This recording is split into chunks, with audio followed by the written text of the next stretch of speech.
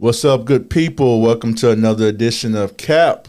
I'm one of your hosts. I'm JD. So let's do something. Let's cultivate. I'm Erica Jackson.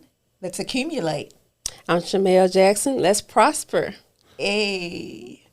So okay, so the buzz. It's been a lot going on this past week in America, period. Yeah. But one of the things that happened last Sunday was the Women's National Championship. Shout out to the LSU Tigers that won the championship. Now, I hadn't watched a women's basketball game like that since I coached when I was at Kirby High School back in 2012 through 2014 season, which was my first time coaching girls basketball. The game was phenomenal. Two outstanding players, Angel Reese for LSU and Caitlin Clark for Iowa. But there was a bit of discrepancy with how America viewed the celebration of these two young athletes. What are you all's take on that? It's Both of us are kind of like speechless. I think that it's like really interesting. I even understand that Jill Biden even invited both teams to the White House. And to my understanding, not that I watch sports all the time, but I've never known of you to invite the winning team and the losing team. So that was kind of interesting to me. So it was like, had it been LSU who lost, would you still have invited both teams? So Right. it just seems like it was a lot of, I hate to throw the racism card, but it seems like it was in there. yeah, and I was reading Angel Reese. She said, "Well, she's gonna do whatever's best for the team. If they want to go, then she'll agree to go." But yeah, I'm with you. How would you, if the tables had been turned, what would have happened? So just keep it as it been. Invite the winning team. Well, it's definitely, you can see where that played a part, because just look at the fact that the majority of LSU team was black women. There's a few white girls on there. The head coach is a white lady. And the majority of Iowa's team was white women. And, of course, Caitlin Clark, she's an amazing player, for Iowa. And so is Angel Reese and a few other young ladies on the LSU squad, along with a young lady from Memphis who played for LSU. But for the president's wife to suggest let's invite both teams, one, it was political because Iowa is a hotbed for when it come times around elections. So we knew that was one thing. And two, it was because of the fact that a team that looks like her and the heartland of America were beat by some young black ladies from down in Louisiana. And so when people always say, once again, that everything ain't about race, well, not everything, but most things are in this country. Even the way that they looked at both young ladies, like they would do the same things, like putting up the hand or whatever, but it was looked at in two Differently. different ways. Right. Caitlin is showing class, but Angel is being ghetto. That's, And see, trash talking, for those of anyone who ever plays sports, that's a part of it. And it's a part of it. It's the competitiveness, and of course, Angel did it in her own way, and then she was on the winning side. So you had a lot of people decide to get on social media and air their displeasure to it, saying that she was not being a classy winner and all of that. But it just shows the biasness and that's going on, and it was unfortunate, but it was the most watched thus far female college basketball game ever, and it's only growing the sport. So I look at it as like back when I was a young boy growing up in the 80s when Magic and Bird kind of helped bring the NBA back to its form. This is a possibility with those, with Caitlin for Iowa, and then Angel Reese and some of the other players, that play for some of the other schools. But once again, it's hypocrisy, biasness, and it was competitive sport. Those young women are athletes, so that's a part of the game. Yeah, I was happy to see. I didn't watch the game, but I was reading about it after they won, to see that somebody was from Memphis there, and then from my alma mater, Central High School. So Yes. that was exciting to see. Yeah. Jasmine Carter, I actually went to church with her father too, and that made me really, really excited to see. Yeah. And so pivoting from that, the next buzz was happening in Tennessee, up in Nashville. It's like a picture out of a civil rights movie going on up the street in Nashville. We had 3 Democratic representatives: Justin Pearson, that represents Memphis; Justin Jones, that represents Nashville; and Gloria Johnson, that represents Knoxville, were expelled by the Republican Congress for standing up against gun violence along with the crowd of people who were protesting it. What are your thoughts about that? It seems how all of them weren't expelled. That's one thing, and then also the reason why they were expelled. That's a whole. It's 2 different issues going on. That they were let go, and then some of them, 2 out of the 3, and then what they were let go for.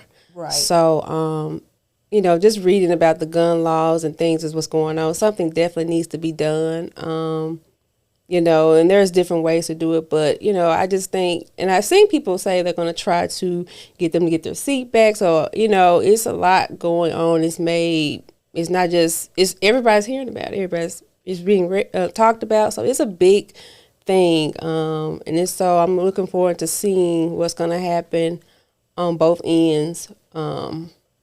Once everybody, see what's going on and how they take it. Yes, I thought this is very interesting, and I want to make sure that I read this verbatim. Following the failed vote, Johnson was asked by reporters if she thought there was a reason she'd had a different outcome. "I'll answer your question," she said.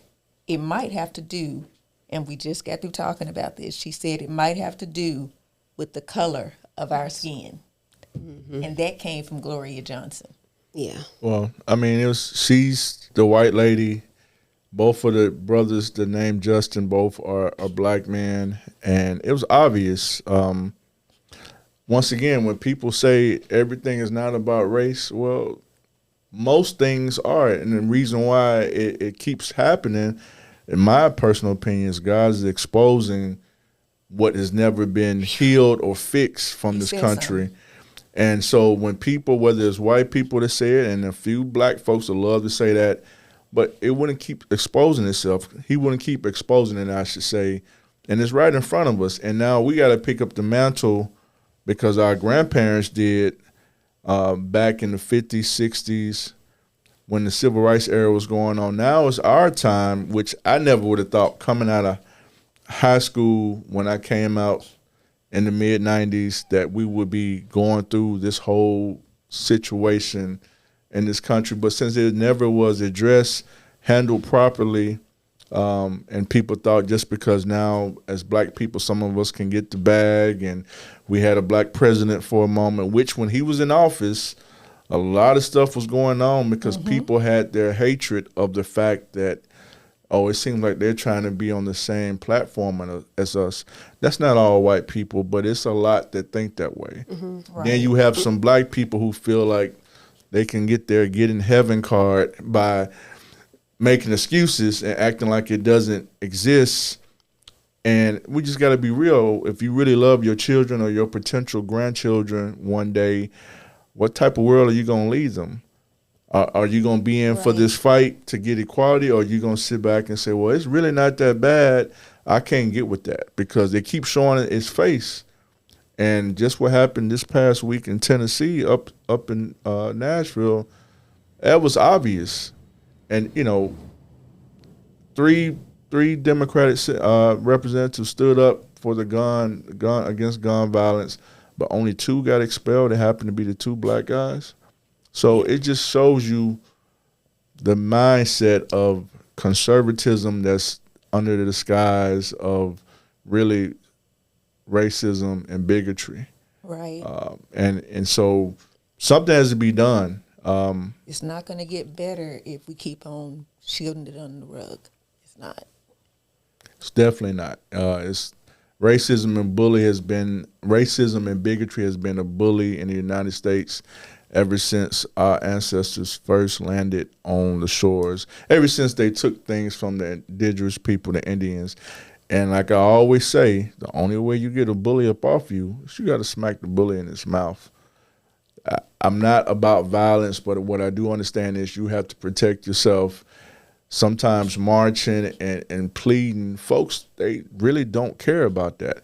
You either hit them in their pocket, which we got to be, disciplined for that, or you got to hit somebody back in their mouth to get a bully up off you. But, that's to be determined. But what's going on now is it's shameful, and it's 2023, and it's still happening. So when someone says it's not all about race, man, they can go kick rocks.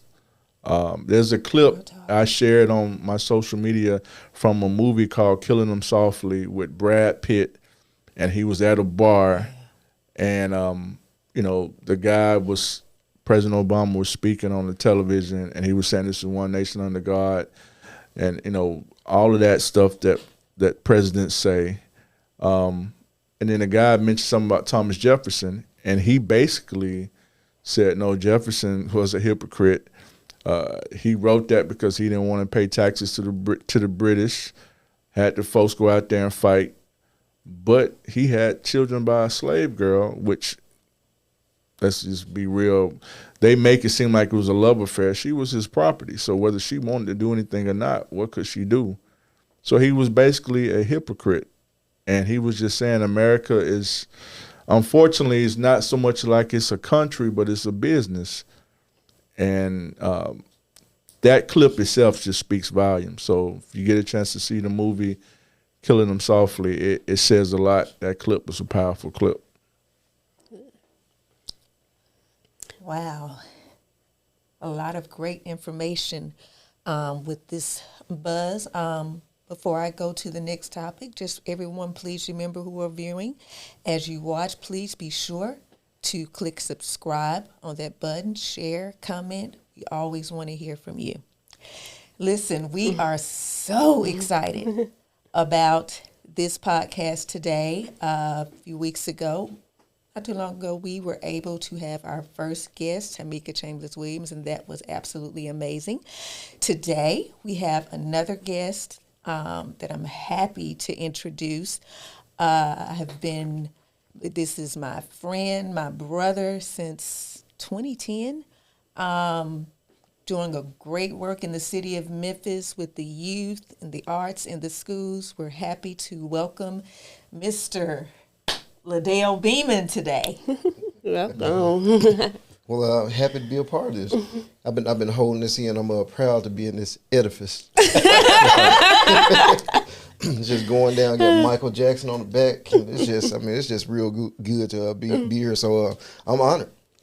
Glad to have you. Thank you. Glad to have you. Glad to have you. LaDell, we'd love for you to tell us a little bit about your platform and what you do, first of all. Well, first, again, thank you guys for having me here. And I just happen to be the founder and CEO of Heal the Hood Foundation in Memphis. And I always give a disclaimer, wherever we are is hood. When we say heal the hood, that's a suffix at the end of words like brotherhood, fatherhood, motherhood, sisterhood, priesthood. Everybody has a hood, even white hood. So it's just different things that we think about when we take our artistic approach to be able to use the arts to bring healing in our communities, because everybody's affected by the arts. Even the fashion, the way that we dress, the way that we walk, we talk, different things that we really don't think about, but arts affects our lives. Even when we listen to music, it's a huge part. I always tell kids that what's the soundtrack of your life? And so if kids are going around here listening to all this crazy music, and then they're demonstrating certain behaviors, you have to kind of look at what your soundtrack is to your life. And so, I always think about stuff like that. That's the reason why when people listen to gospel music, they're encouraged and they're inspired. And something that I said that really, really hit me is that when you think about, growing up in the church, you would hear those quartet songs. And it would be crazy, especially if you were growing up in a Baptist church, because you were trying to figure out what is going on with these quartet songs. But it was the same chords that were used in blues music. When you hear the quartet songs, you were like, man, what? And so you would, people would identify with their chord structure. So I always tell kids that, we respond. Music is a stimuli. We respond to it in a certain way. So anybody who says that music doesn't affect me, you think about a horror movie. If you take out the strings and the instruments and all of that, and you just leave it blank, you don't have the elements of that horror in there, that certain feeling. And so arts is all around us, affecting us in different ways. And so we just use it as an element to be able to reach kids and bring healing to the communities. That's good. I like how you broke down hood, because I heard about Heal the Hood, but the way you broke that down, that's totally different what I was thinking. Oh. So, yeah. Well, They all have a hood. Yes, yeah, indeed. that is that is true indeed. I want to ask you, what inspired you to create the Wake Up Tour Evolution comic book? Because a black comic book is a dope. That's a dope construct. And I grew up, other than into sports, of course, I used to, when I was younger, was into comic books, and then I pivoted to sports, and that was on from there. But I heard about that, so elaborate on that for me.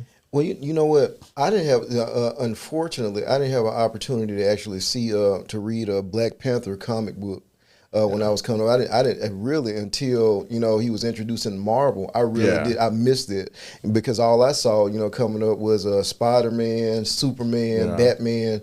And so one day I was just looking, and one of my partners that went to high school with me, Marthias Wade, he was always drawing comic books in high school, and just comic strips, and he was just he was a genius. He was a child prodigy when he was doing it, and I was thinking, I said, it would be so cool once I graduated. I was just thinking, and I always kept in my mind about, it would be so cool if we had some characters that actually we could identify with. Yeah. And working with a lot of kids, I kept seeing that the main thing that they were relating to was rappers, and want to be a basketball player, want to be a football player, that was a top category with what a lot of young people were doing. And I found out, I said, wait a minute, it's only 400 and so many positions in the NBA, and you got millions of people all around the world wanting to play basketball that are going to fall short of that. And same thing, with football and any other sport or the rap game. And I saw how it was working. And so I said, what if we had characters that instill morals inside of kids' lives, and we can actually follow this journey, and we base those characters in Memphis. And the cool side about it is that I always told people that Spider-Man, he puts his mask on. He's a white kid from Queens, puts his mask on, gets these powers, and he's climbing outside of a window on a building. And I said, but what would happen if a black man put a mask on and climbed out a window? He'd go to jail. He wouldn't be a hero. It's over. So now when they're introducing the Spider-Man now, they have a black Hispanic Spider-Man, Miles Morales. And still he's not a black Spider-Man, but he's a hybrid, and so he's a person of color. Yeah, that's person of color. Yeah. So we just felt like, hey, let's do something cool with having a team that's led by a real African American that has the struggles, that's gone through the same culture issues or whatever, and is here from Memphis. What would that look like? Gotham has Batman, Metropolis, Superman. Why not Memphis? Have its own superhero. Oh yeah, and that's what brought Robert Townsend to Memphis. Because of that comic book.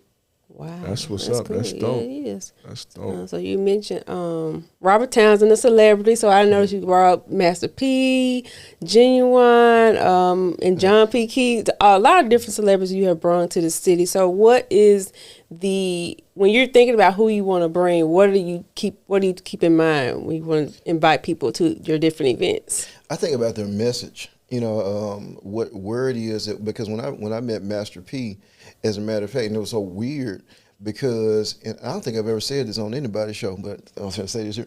When Master P, I never sought him out because I had, in my life, it was a point that I did not listen to any secular music. And so I saw Master P on Entertainment Tonight, but that was as far as information I knew about him. And we were doing the wake up tours, and all of a sudden, I got a call, and the guy said, "Well, Master P wants to meet you." And we were about to do our first celebrity basketball game, and I said, "Master P," and I was like, and so we connected, and 8 years of just doing celebrity basketball games together. I saw his message and how he really wanted to transform his life, to do something different. Like the Master P you see now was not the Master P that I first met. And, we had an opportunity to actually introduce Christ to him, and so that was a huge pivotal point for me. So we always kind of concentrate on what is the person's message, who are they really, outside of that. Outside of the entertainment. What they bring, okay. Wow, that's cool. What the message they're bringing, okay. Master P, make him say, I listened to him when I was in college at Tennessee State, so, that was in my play rotation back in the day. My first question is like really important to me because my first involvement with Heal the Hood in 2010 was with the Live the Dream Summit. Oh, yeah. So I would love to hear about how that got started, especially with the celebrities. You just finished mentioning Master P and with Demetri McKinney. That was a really good one. So I would love to hear about how Live the Dream got started. Because you volunteered the one with Yo-Yo and Sammy too. I did. So this is crazy. We had Living the Dream. Dr. King was assassinated in Memphis. April the 4th was it 1968, and so I was at a summit, and this guy named Reverend Eugene Rivers, I'll never forget it. Eugene Rivers had did all this amazing stuff in Baltimore, and for 5 years he was able to put together a program, a formula that stopped all youth murders for 5 years in Baltimore, Maryland.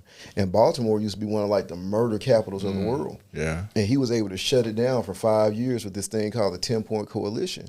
And he said something that day when he was speaking at one of Dr. King's memorials. He said, "You guys in Memphis," he said, "I'm gonna tell you what you're gonna do." He said, "Y'all gonna hear a good song.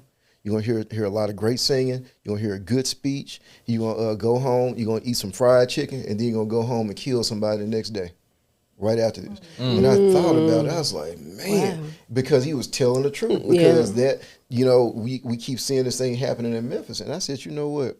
I said, it's good to dream, but it's time for us to wake up and live the dream. Right. And so what we did was, we started creating platforms because one of the first platforms we had, Master P was on there, but the second one that we had when we were, getting kids in the community involved, and we were using music as a platform to be able to bring people in, we ended up having Vivica Fox. And it was crazy because I'm like, I'm hosting next to Vivica Fox, and I'm like, you the same lady from Independence Day. And so we on the stage, and we bringing the kids up, and I saw how the kids were reacting when Vivica Fox was encouraging them. We did that at East High School, and I'm like, wait a minute. And Vivica Fox ended up grabbing one of her friends, which that day, Tiny, T.I.'s wife, was in the audience. I'm like, what you doing here, Tiny? And so I'm looking at all of this stuff happening, and I'm seeing how the kids are responding to celebrities actually, encouraging them to live their dreams. And so from there, it birthed into us doing classes where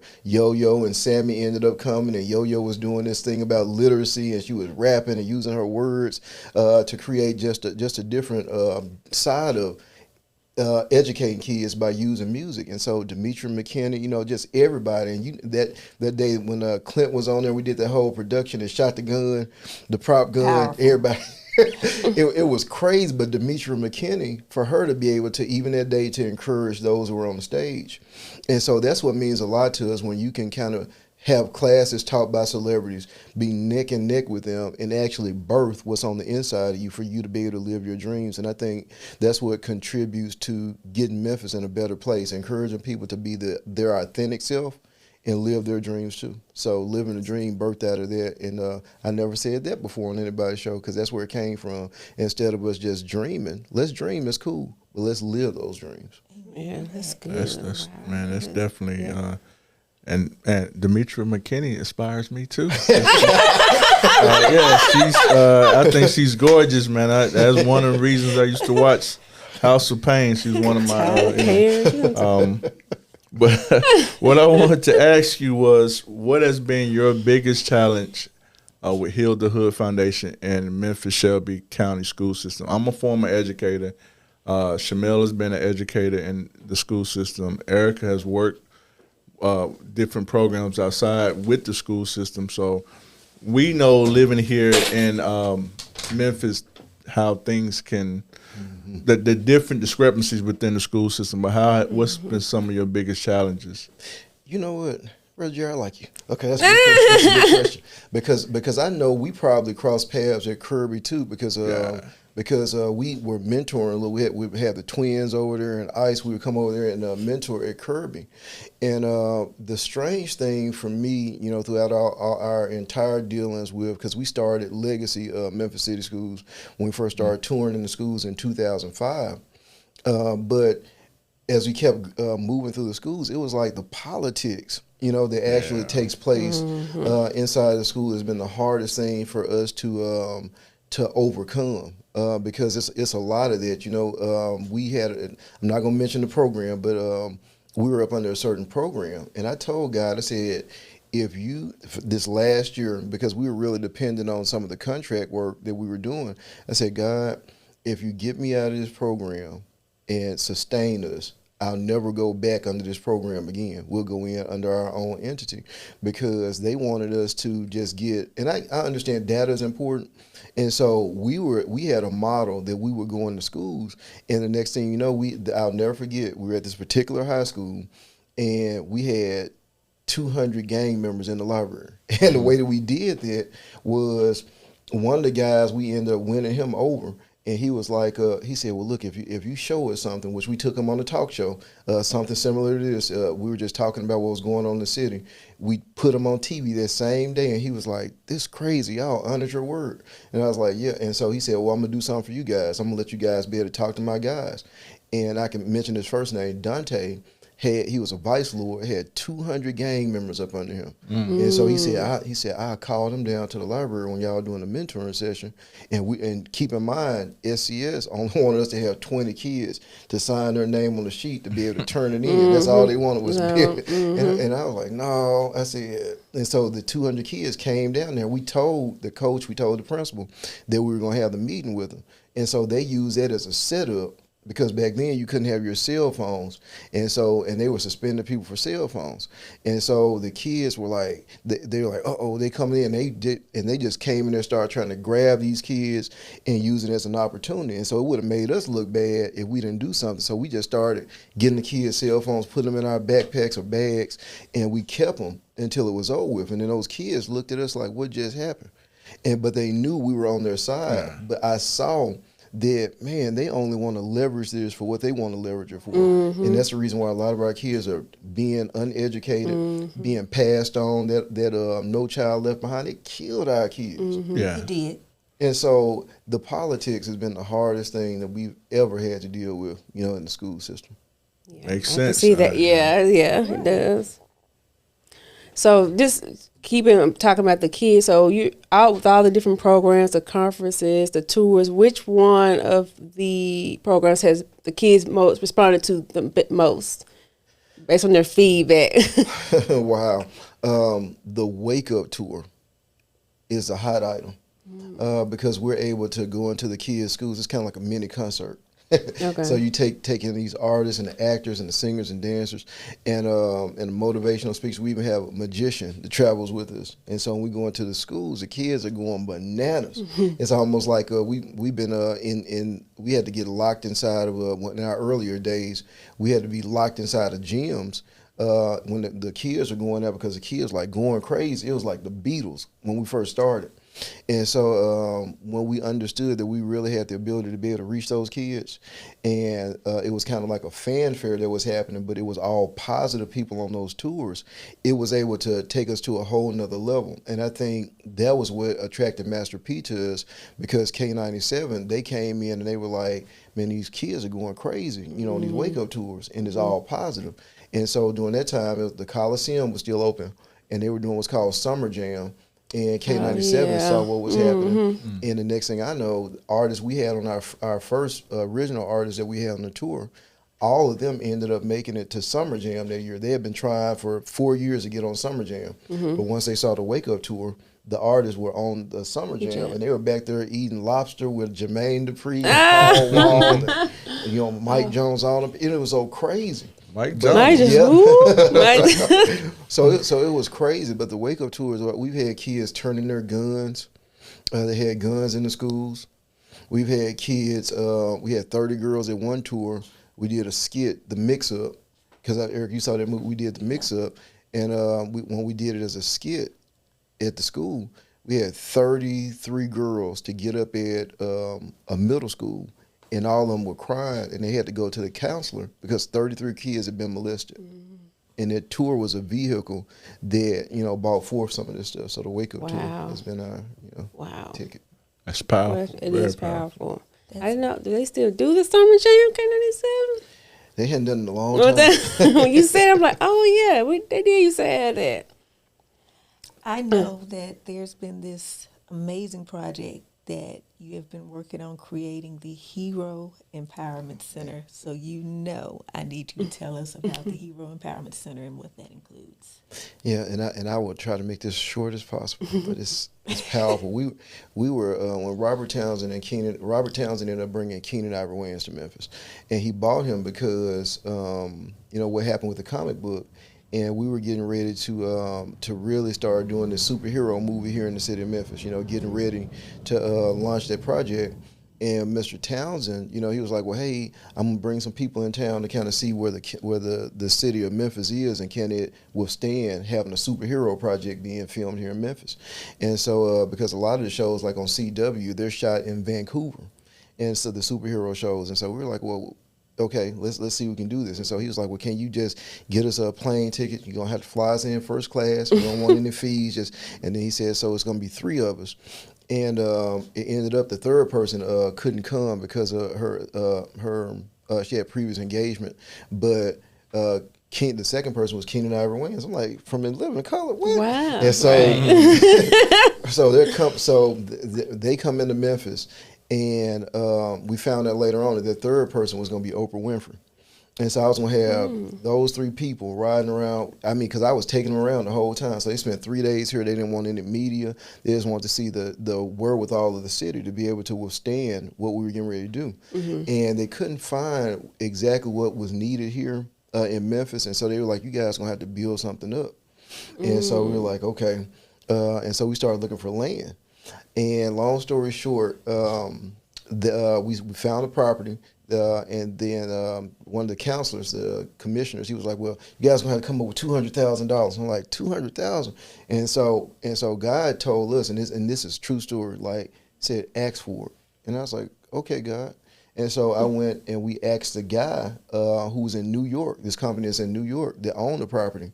And that's another thing, that's another show, Jerry, because there are a lot of land in Memphis is not even owned by people in Memphis, and they're owned by Arabs and a lot of white people. I mean, that's another story. Yeah. But so we asked the guy, and he said, yeah. So he gave us 7.02 acres of land. And then paid the closing costs and gave us a check to help start and raise money for it. Wow. So Big blessing. Wow. Yes, huge blessing. You know what I'm saying? Yeah. So their property is what's called the Hero Empowerment Center, where we're literally like pulling up Universal Studios from Florida and planting it in here. So instead of like Disney owns all these Marvel characters, we're going to take our own comic book characters, and we're building it's an arts-based micro city. where it's going to have 4D immersive theaters inside of it, dinner theaters where Erica's going to be able to do her plays and host dinner spots in there. We got a super gym in there. It's so many amenities in there. NASA is going to be a part. We're going to have an anti-gravity ride in there. And where kids are being taught about space exploration. And there's so much a restaurant, urban garden on top of the building. We got a toy factory in there. We're going to be making toys and comic books and just really invading workforce development. And there's about 18 entities that's going to be inside of the facility already. That includes a whole lot of technology and just crazy stuff, recording studios, just anything that you can think of that's art related, that's fun related, where you'll even be able to be in that immersive theater like you're inside of the movie, where you can feel, heat and you can feel water. Wow. You can feel the seat dropping when you're going through certain things. And so it's going to be crazy, something that Memphis has never seen before in all together. That's what the construction company said. We built a lot of stuff in the world, but we have never built a building that has all of this stuff in it. And it's a micro city, which we can govern ourselves by our own rules. So we won't have to worry about what people are saying outside, and we won't have to worry about all that. So it's going to be dope. And where is it going to be? I think it's really amazing because we, Memphis has not seen a lot of things. We had the Celebration Station, and we had Liberty Land and Owls Golf Haven, and we haven't had any of this in a long time. So this would be a long time coming. We bringing it back. It's going to be located in Hickory Hill, the first one. See, we haven't said this on any other show, and y'all getting all. We can all right now. We can all. So we're doing the mothership in Hickory Hill because there hasn't been any development in Hickory Hill in over 20 years. Any new developments, and so when that tornado hit in 2008, it's like. And so a lot of stuff was blamed on African Americans too when we start populating that area. But it's a lot of other demographics and things that end up happening within that.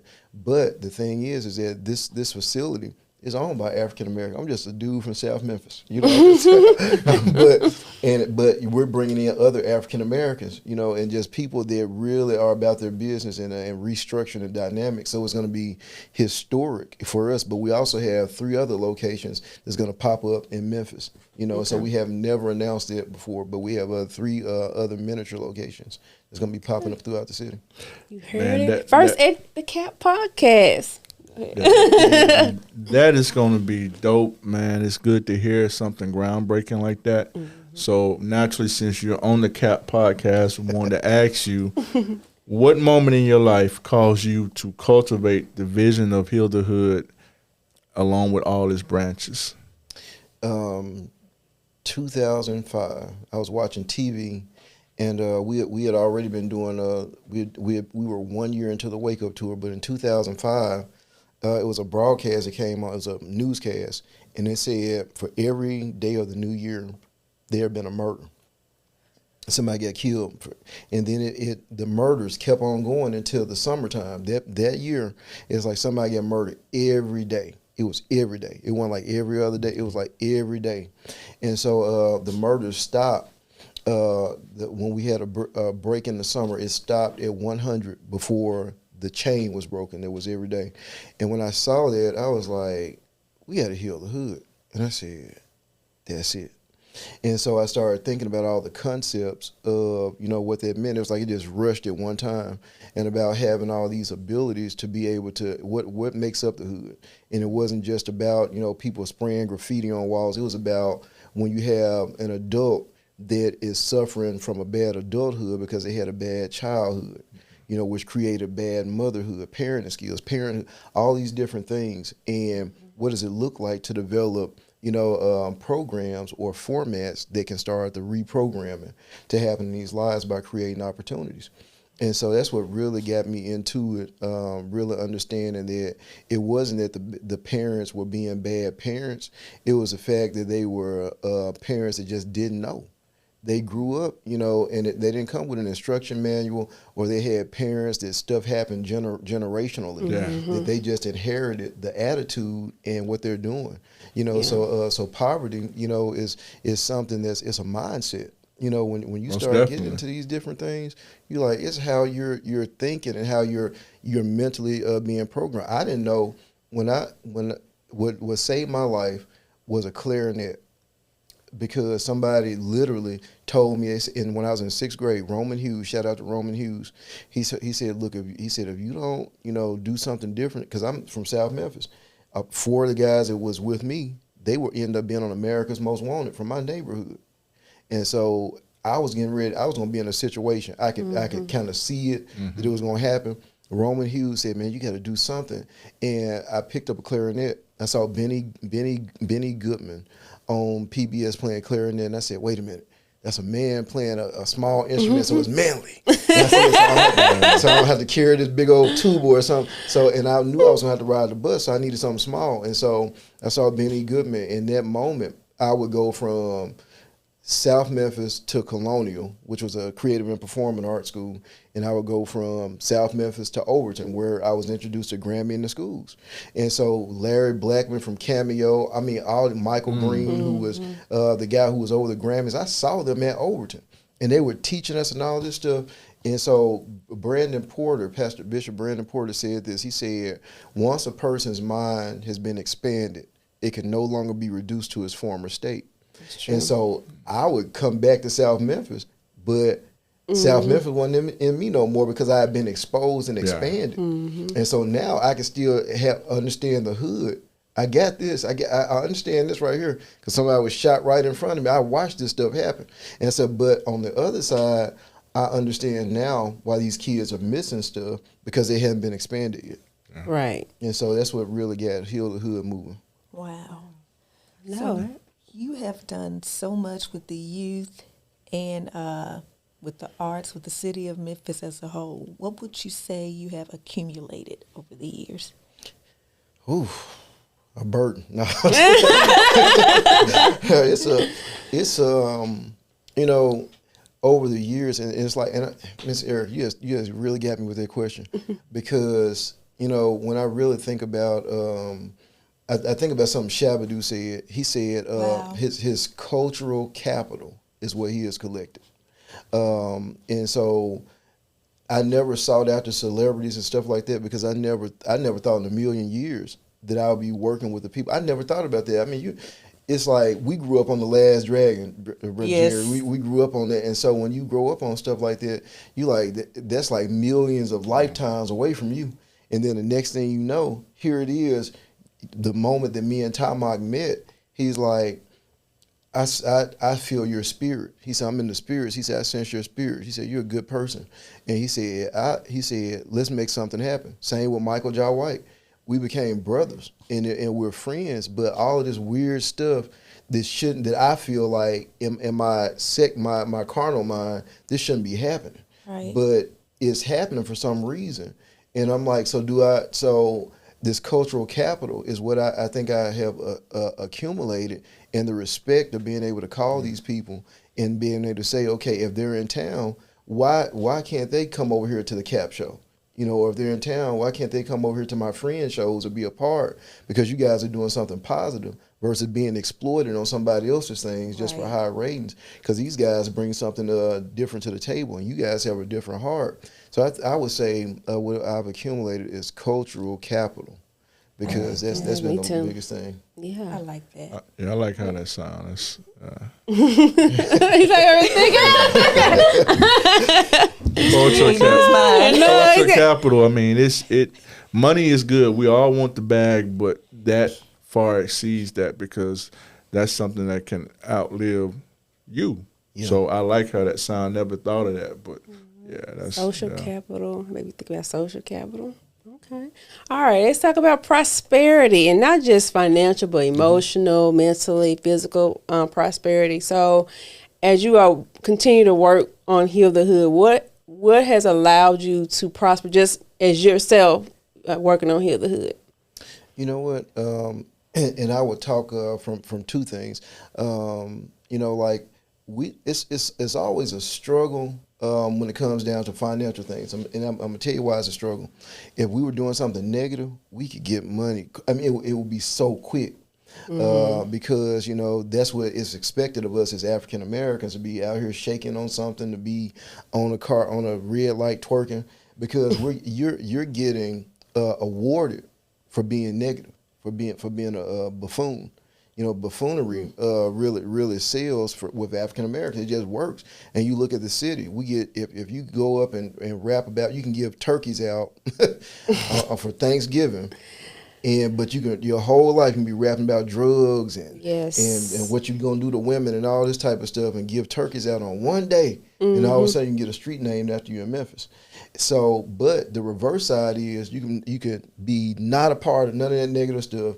You could be adopting families, doing all of this stuff, and the city won't show you that type of love. That's true. Yeah. And so for us, being able to assemble kids and being able to have our prosperity is being able to assemble kids together, to be able for people to see the value of what we're doing, because we survive because trusting God on a day-to-day basis. And so with that, the prosperity for us is being, if we may apply for certain grants, and that's a whole nother thing with the racial, because when you guys were talking about in the buzz section about the racism, that's real. Right. And so when you're trying to really come up, there's all these games that you have to play, but because we've been able to leap over that. A guy told me, one of our old mentors, Drake Lee, he told me, he said, God is going to catapult you over the politics. And so he's done that. And so now we're at a point now, we can't say who he is right now, but there's a guy who's come out of retirement that had to do with developing the FedEx form, that had to deal with doing the Bass Pro Shops. He's now come alongside of us as of yesterday. That's great. And they told us, they said one lady told us, said, we can write y'all a check for $5 to $10 million now. And I was like, what? and so they were saying, but we have to get you guys shovel ready, which ready to break the ground, for the center. And so the prosperity for us has come in those two aspects: relationship capital, being able to connect to the right people for the right time, the right season, and then now the financial doors are being open to where we're going to be to a point like we see now. We give every tour that we do in the schools, we're giving away money. We'll bring a kid up out of the audience. We'll bring a teacher up out of the audience and say, look, you're finna take yourself to dinner. Or we'll have an R&B singer to come and sing to, the lady in the audience, the school teacher, and all of a sudden she's hooked up for $100 or whatever. And it happens, but I notice every time we sow on those seeds, I'll get it back 2 times fold. I'll get it back 2 times. And so that's been it's been relationship capital and the setup for what's about to happen financially. So that's been our areas of prosperity now. Yeah. Oh, that relationship capital is extremely important. I always tell the kids, you can know a lot of things, but you have to connect with people, because we need other people to make the dream work. With teamwork, make the dream work. Yeah, and don't disrespect. That's another thing people need to learn too. Don't treat people bad. I don't care who they are. Do not disrespect and treat people bad, because later on down the line, it's people now, when we talk about the relationship capital, it's people now that years ago they weren't in the position that they're in now. And if I would have did something to them or dogged them out in that stage of their life, they could have literally harvested that hatred or whatever, or that bad experience with me in their mind. And now I'm trying to go through this door, but they're the gatekeeper. And so a lot of times, you have to really watch how you treat people. What they say, you got to treat the janitor just like the CEO. Yeah. That's true. Yep. Yeah, that's true. Exactly. Well, LaDell, man, we have come to the segment of our show that we like to do called Pick One. So I'm going to start it off.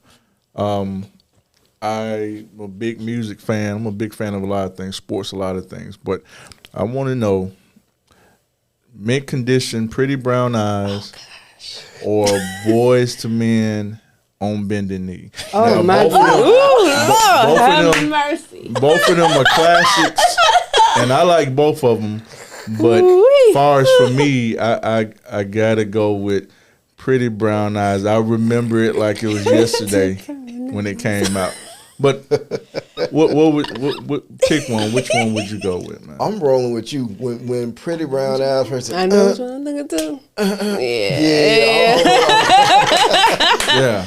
Yeah, I'm going with mid condition. Yep. Okay, so I'm gonna go with mid condition. With me having brown eyes and everything, that song has been sung to me a number of times.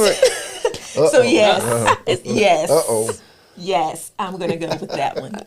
Okay. Yes, that's it.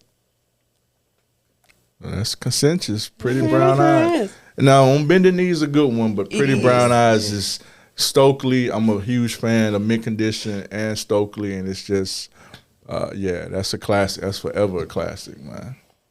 Wow. So go to like restaurants, and I'm gonna go to something. Not that I do just a whole lot of fast food anymore, but I would be interested to know. Pick one. McDonald's or Burger King? Burger King. But you know, I had an interesting experience at McDonald's yesterday. It was good. It was really good. They said, make sure I had what I ordered, and then they said, have a blessed day. I'm like, wow. Wow. Wow, but I'm going Burger King. I like Burger King. Food better. That would have helped make up for Tamika's experience with McDonald's with just getting some water. Yeah, I was so shocked. It caused me to pause when he said it. I'm like, wow. I'm going to have a blessed day because you just said it. But yeah, Burger King anyway, though. I'm gonna go with Burger King. I had a bad experience with McDonald's when I was 16. I never ate McDonald's again. Wow. Because I was in South Memphis, and I was getting ready to order the sandwich, and getting ready to order I think it was a quarter pounder back then, and I look over, and it's a rat with hips hopping on a rock. And first of all, a rat shouldn't have hips. And so I'm looking at I'm like, So I get to the window and I tell Leia, I said, ma'am, I said, you got a rat back here with hips. They said, the lady said, well, it came across the street from Church's Chicken. I was like, no. No. And I'm telling you, I had a phobia. Even when Marlo Jones, he was in the car with me, I said, man, he said, you gonna eat your hand? I said, I'm not gonna eat. He said, man, I said, look, look in the back seat and see if it's a rat back there. He said, I'm not looking back there. And I'm like, both of us were buzzed out. We were freaked out. But from then, I never ate McDonald's again. I ate the quarter pounder because he forced me to. But I was sick the whole weekend when we went to our Junior Academy of Science trip. And since then, I've never eaten McDonald's. Now I can't say I've had that type of experience at McDonald's. I can't say no that. rat should have hips. I'm sorry. Oh my God, I'm not. Ooh. I don't eat either one anymore, but when I did, I would probably have to go with Burger King. But I don't eat really no fast food anymore. Every blue moon, if I decide to get a turkey burger that I don't fix myself, I may go to a Backyard. As far as the McDonald's, the Wendy's, the Burger King, a few years back, I kind of cut that out. So. Me myself. But seeing a rat with hips, or just a rat, period, and then for them to blame it on churches, I'm like, oh, there go the beef. That's from churches now. I'm like, okay, it's open on your parking lot though. Oh goodness. So back in the day, I used to, I would have probably said McDonald's. After hearing what you just said, my choice would be Burger King. I can't even say it in good faith anymore. I can't. All right, so we had music, food, and those two things we can go with movies. Now you can have your food while you watch the movies, and you got movie soundtracks. So let's see, Boomerang or A Thin Line Between Love and Hate. Y'all already breathing hard. Like, what's going on? Let me tell you, I like both movies, but back in the day, I was a huge Eddie Murphy fan. Mm-hmm. Yeah, it's just, yeah. But I would say Boomerang. Plus, that was hilarious to me. It was just hilarious from Witherspoon to David Allen Greer, just hilarious. Martin Lawrence, just Yeah. a great cast, funny movie. I'm going with Boomerang. Yeah. I'm a fan of both of them, and so this is really hard for me because I mean I'm a huge Eddie Murphy fan, and I'm a huge Martin fan. If I have to give the edge to one, just because of the era and the time it came out, I would have to give a slight edge to Boomerang. Definitely the soundtrack. Boomerang soundtrack is forever I classic. promise. But yeah, just the whole Tisha Campbell scene in the movie. And then how the Robin Gibbons scene when he was waiting up for her in New Orleans, and she came to the door and he was like, hold up, I'm not that mad. So, but yeah. Boomerang, I would give the slight edge, but I do like the Thin Line though. But I would give a slight edge to Boomerang. Both are great Yeah, movies. I'm going Boomerang too. Yeah, I'm with you guys. Boomerang, Tony Braxton. Love should have brought you Do- home yeah, last yes. night. That's it. That right there. That song right there. I was like, yeah, I'll go with that. Even this scene right That there scene, with Halle yes. Berry, Love should have brought you home last night. She played that little scene. That promise. scene. It was a little big scene. She played it, yeah. So those are forever classics. Forever classics. Yeah. So now we have the segment of the show where, Steve Harvey has the strawberry letter, but here on CAP we have what we call the what? The banana peel. Where we peel back the layer of that banana. So our banana peel for today is Okay. So, my boyfriend of 1 year surprised me and proposed 2 weeks ago. I love him. There are some things we need to work on seriously, so I declined and said I'm not ready. Lately, he has been distant and things have changed. Should I assume it's over? And this is from Mercedes in Nashville, Tennessee. okay, Mercedes. I'm a pretty positive person, but we're just gonna go ahead and pull the Band-Aid off this joint. It's a strong possibility that it could be. Usually, when a man decides to make that commitment, that's something serious. Like, now you saying you all have some things you need to seriously work on. I get that. But usually, when a man decides to forsake all these other women and propose to you, that is something big for the most part, especially if it's in the, his heart is in the right manner. It's not something about you got to trust he trying to get to or some stuff like that. So, Yeah. Maybe you need to talk to him, of course, some communication there to see, tell him, expound on the reason why, and if you do see a future with you all, but if you don't, and he's become distant, that is a telltale sign that bruh has probably checked out the building. But I could be wrong. But I'm just saying. Yeah, I'm agreeing with you, Jerry. I'm like, that's a huge step for a man to do, like you said, to forsake all others and choose this one woman. That's a huge step. So if he'll do, even if they, they do need to have the conversation, like, what is she saying that needs to be worked on? But who's to say, even if they talk about it, he's gonna ask again? Like, that's But I just think she does need to say what the things need to be worked on to even give the opportunity for them to have that discussion and maybe work things out if he's open to it.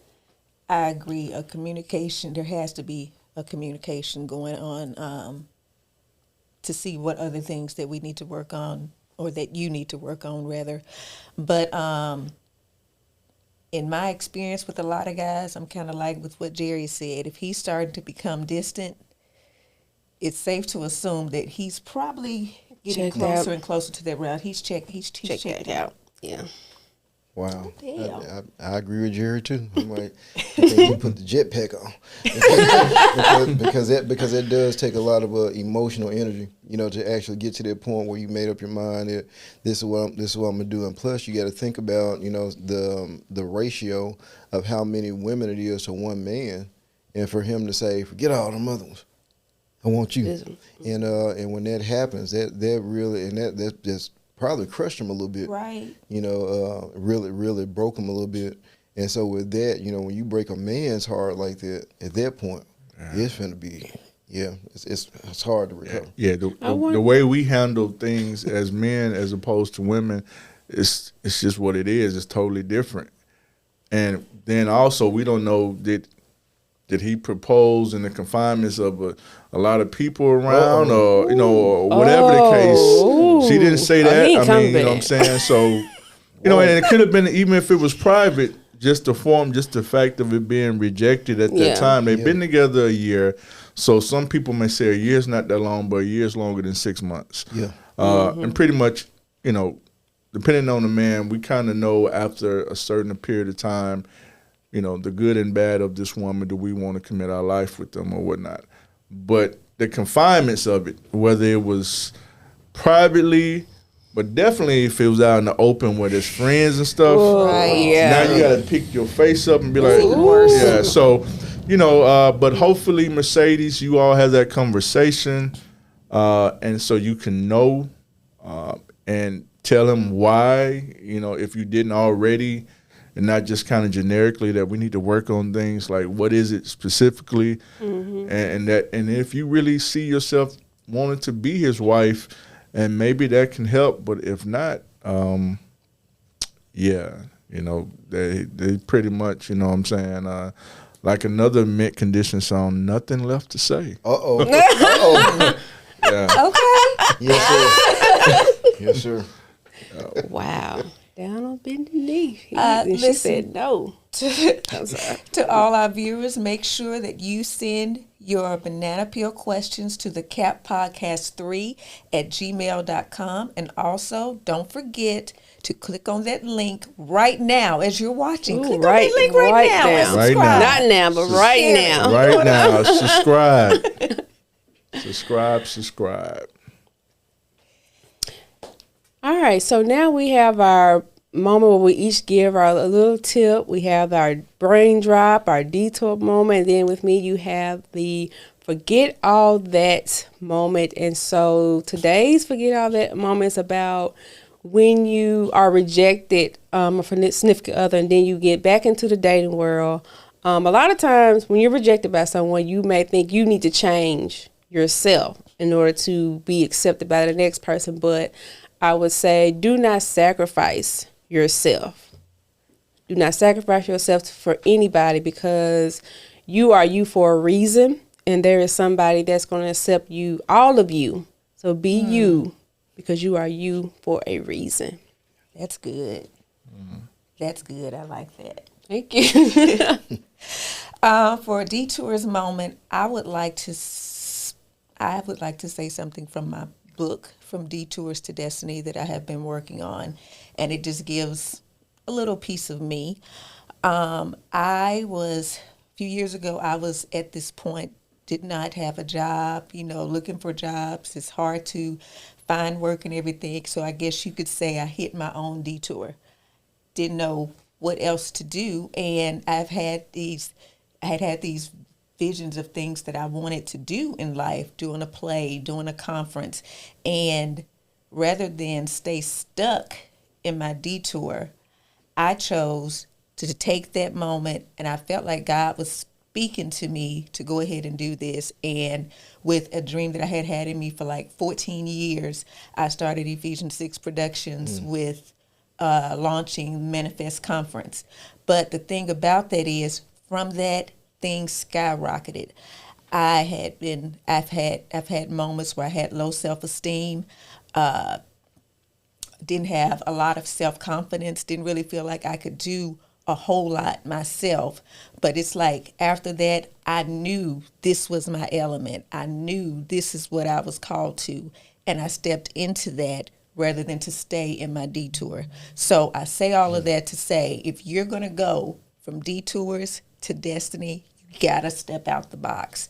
You got to put all that other stuff on hold. Anything that is like left you with insecurities, find your peace, find your inner peace first, and then step out the box. And that's the only way you're going to be able to move to destiny, but not if you stay stuck in the detour.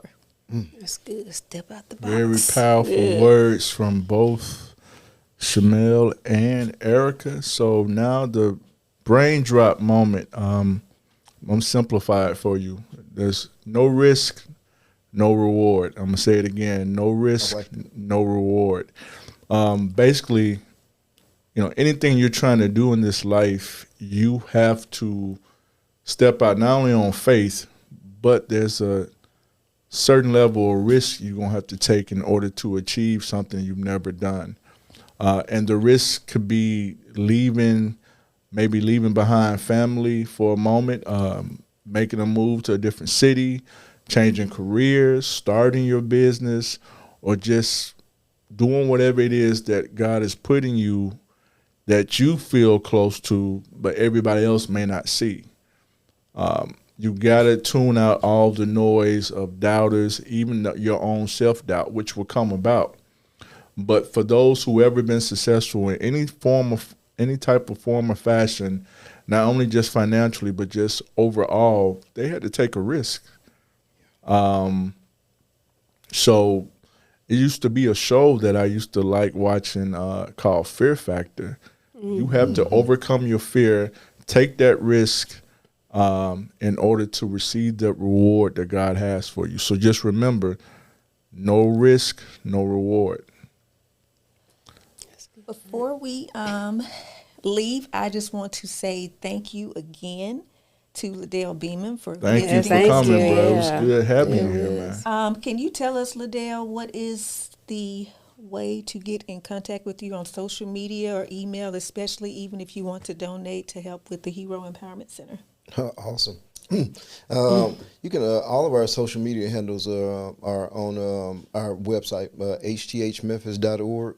I don't know if we use the www anymore, but hthmemphis.org, and all of our social media handles are on there. And just thank you guys, for most definitely having us.